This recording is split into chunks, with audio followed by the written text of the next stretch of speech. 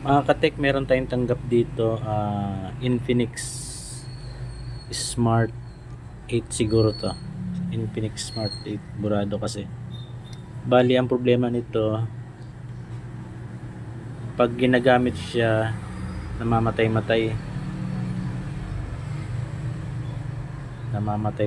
daw, sabi ng customer natin. Tapos bubukas ulit pag isa. Kaya napakadali lang nito, mga katek.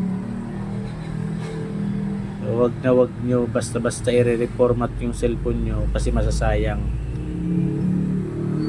Kaya kung hindi nyo alam, dalhin nyo lang sa pinakamalapit na cellphone repair shop para hindi masayang yung mga files nyo. Kasi karamihan kasi sa atin, pag ganun nangyayari, nire-reformat nyo kagad. Kaya the best dyan, huwag muna. Pwede nyo pa-check muna sa mga technician, mabigyan kayo ng advice kung anong dapat gawin. Dahil kung wala naman kayong budget, pwede nyo naman pag-ipunan, di ba?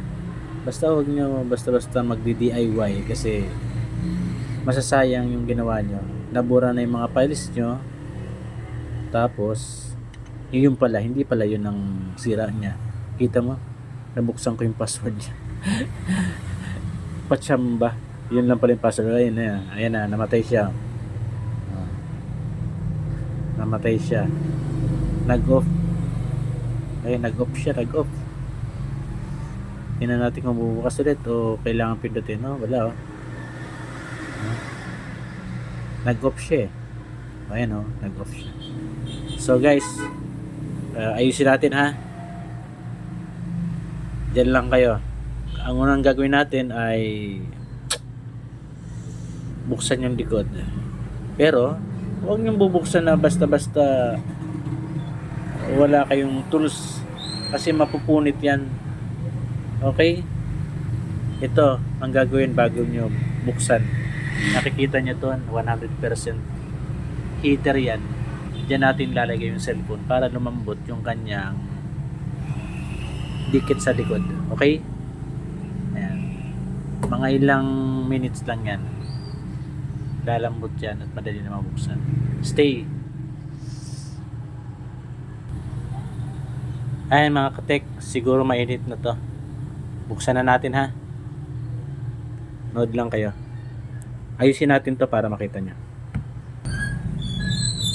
Buksan na natin.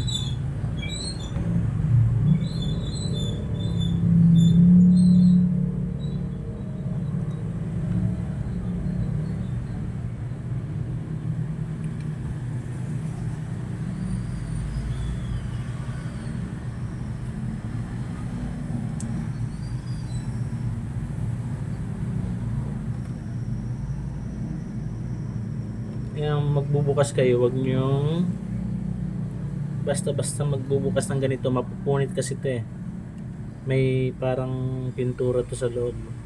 Yung kulay blue na yan, parang pintura yan na pag binuksan nyo biglang didikit siya, mapupunit sa loob, pangit na yung likod nyo. Kailangan palambutin nyo muna yung likod bago nyo siya buksan ng ganito.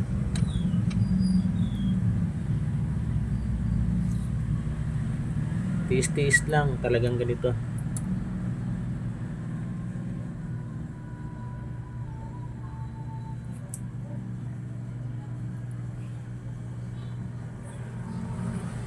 Okay, basta-basta magbubukas. Okay, mga katek.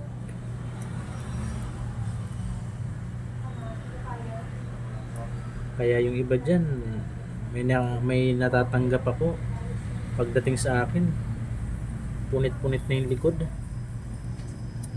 Paano? Binuksan lang ng basta-basta. Ayun. Sir. Hi sir. Okay, check na to. Walang sound. Walang sound. Nahimik siya. Ano nangyari? Hindi ko maintindihan. Nawala lang Dahil lang po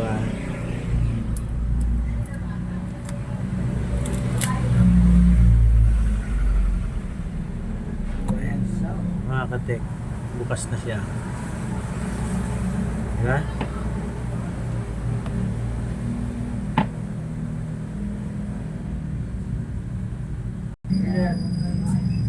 Buksan na natin mga katek. Maraming screw to kaya konting pasensya talaga.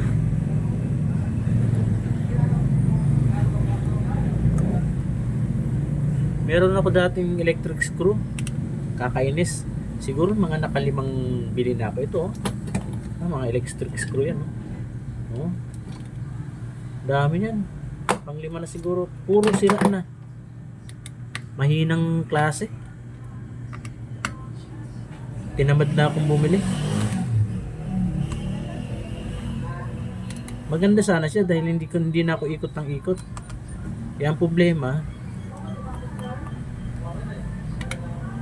ayun, mga ilang buwan lang sira na, ayaw nang umikot ng motor. Mahinang klase kahit na maganda yung binibili natin. Ang mahal pa naman, 1,000 mahigit pa naman yan isa.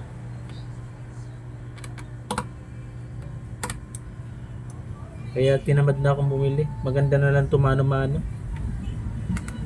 Pang matagalan talaga, hindi masisira. Yun nga lang, matagal lang. Pero okay lang. Kaysa gagastos ka ng paulit-ulit na palagi namang sira. Kaya magtitiis na lang tayo sa ganito.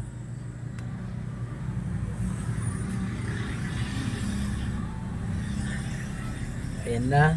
Wala nang miss ko. Ito pa yung nalasa. Ito, buksan na natin siya. Madali lang to mga katek. Basta kumpleto ng gamit nyo kayang-kaya nyong gawin to Pero pag wala kayong experience, huwag nyong gagawin. Baka yung sira madagdagan pa. Kung may budget naman kayo, di dalhin nyo sa mga technician para maayos na maigi. Hindi madagdagan, di ba? Cellphone nyo yan Kailangan ingatan nyo para may magagamit kayo. Simple lang yan. Ito, i-test lang natin.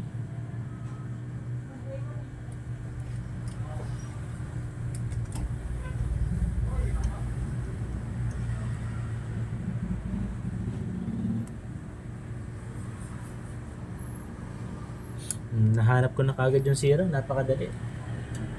Ganun lang. Dali nyo sa mga tech. Yung iba kasi yung madali pinaiikot-ikot pa nila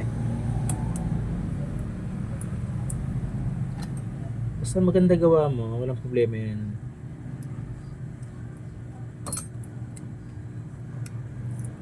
Mura lang to Akala nyo mahal ako maningil, mura lang talaga. Pangmasa yung ano ko. Kasi alam naman natin yung mga tao ngayon, mahirap kumita ng pera. Siyempre, may paano. Kaya ka nga babalik-balikan dahil yung service mo tsaka yung singil mo yung mura. Kaya yun.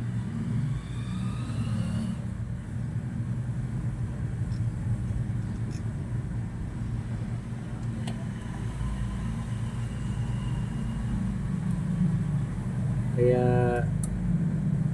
sa mga may ganyang sira, dalhin nyo lang sa mga manggagawa o kaya kung napapanood nyo tong video ko, dalhin nyo sa akin. Huwag nyo nang pahirapan yung sarili nyo. Okay?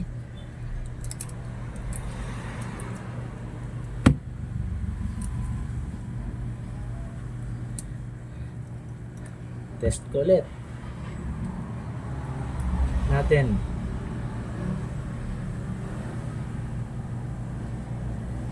Ayun. Ayos.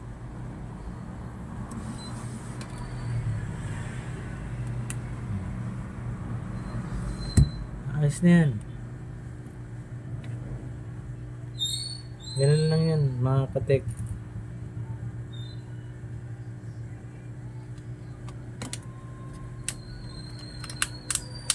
Wala nang paligoy-ligoy pa.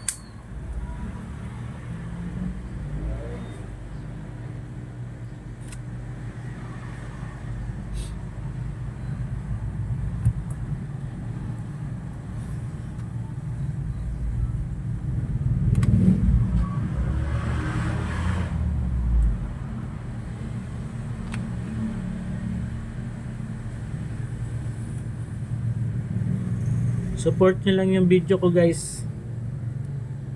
Lagi ako magsisend ng mga video para sa inyo.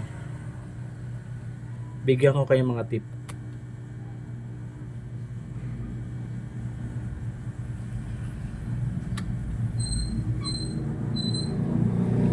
Share and follow na rin para maraming makapanood. Malaman nila may matututunan kayo sa akin. Guys, maniwala kayo.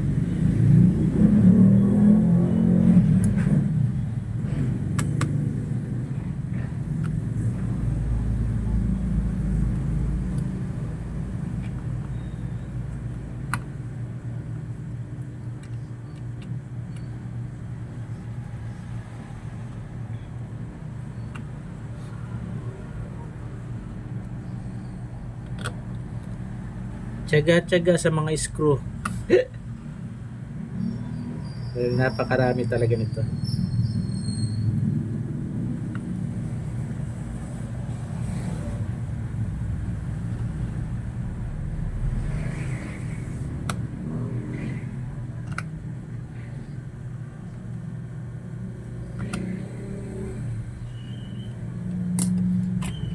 Tapos, dikatan na.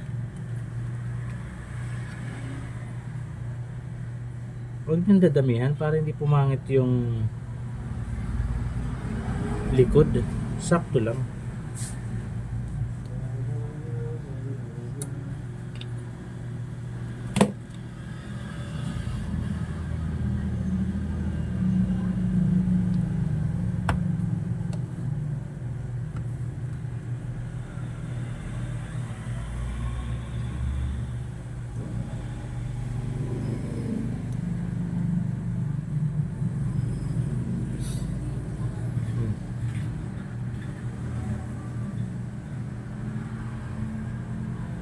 Ayos na.